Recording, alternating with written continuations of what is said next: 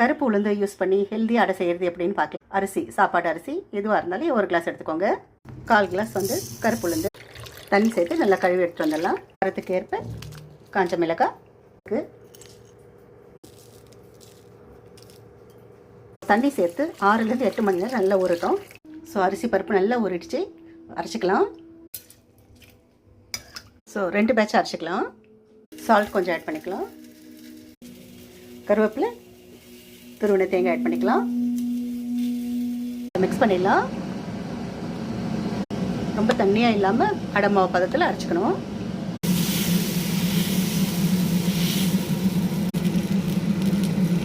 So medium ஹீட்டில் வச்சு நம்ம செய்யணும்.